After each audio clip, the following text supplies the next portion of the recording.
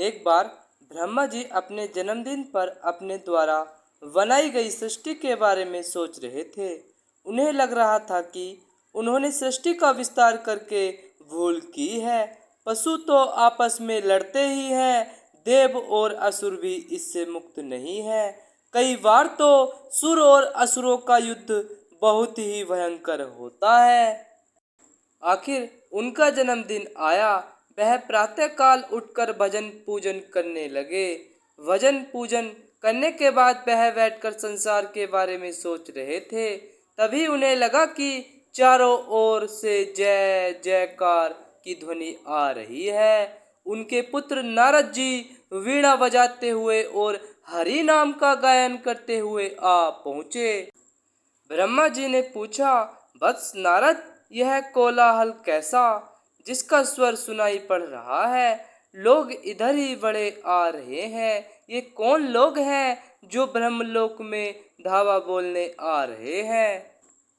नारद जी ने कहा, पिताजी, क्या आपको पता नहीं कि आज आपका जन्मदिन है? जन्मदिन मनाने के लिए सुर असुर मानव और पशु योनि के प्राणी भारी संख्या में आ रहे हैं। वे आपकी जय जयकार भी कर रहे हैं। नारद जी का कथन सुनकर ब्रह्मा जी सोच में पड़ गए। अब क्या किया जाए? ये लोग तो शांत वातावरण को अशांत करने आ रहे हैं। ऐसे कोलाहल में मैं भगवान का चिंतन भी नहीं कर सकता।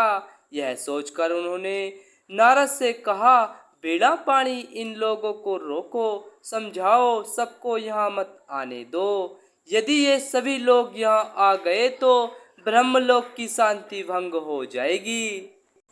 और सुनो, पशु योनि के जीवों से कहो कि वे जाएं, हम उन पर बहुत प्रसन्न हैं। वे जहाँ चाहे रहे और आनंद मनाए। सुर असुर और मानव बुद्धिमान है, अच्छा बुरा समझते हैं, इसलिए उनके 5-5 लोगों को बुला लो। हाँ नारद, एक बात का ध्यान रखना कि सभी लोग एक साथ न आए। अगर सभी प्रतिनिधि एक साथ आ गए तो परस्पर झगड़ने लगेंगे। सबसे पहले सुर समुदाय का प्रतिनिधि आना चाहिए।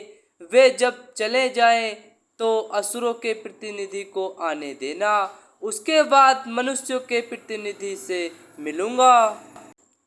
ब्रह्मा जी की बात सुनकर नारद जी ने कहा, पिताजी, ऐसा ही होगा। सबसे पहले देवताओं के प्रतिनिधि ब्रह्मा जी के पास गए और बोले, प्रजा वत्सल, आज आपका जन्मदिन है। हम सब देवता आपको बधाई देने आए हैं। आपसे प्रार्थना है कि हमें कुछ ऐसा उपदेश दें जिससे हमारा जीवन धन्य हो। ब्रह्मा जी ने देवताओं की बात सुनी, फिर आंख बंद करके कुछ सोचा।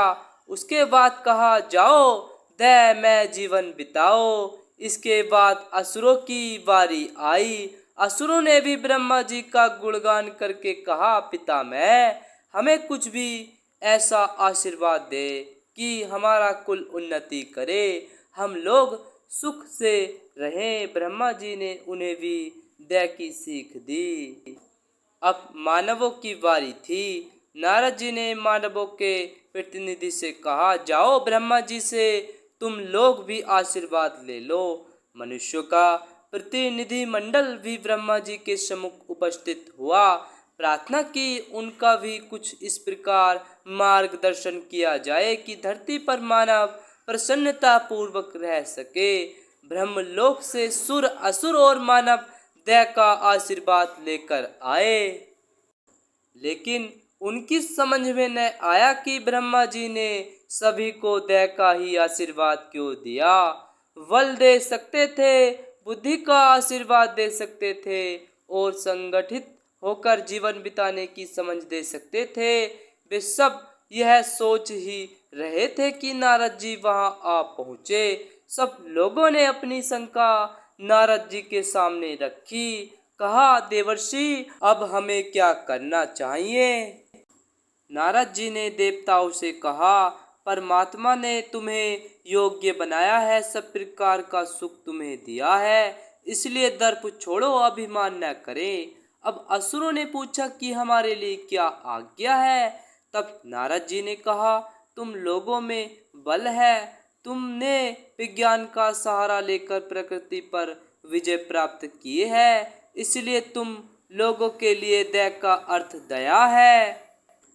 किसी को व्यर्थ न सताना, सब पर दया करना, सबको फूलने फलने का अवसर देना।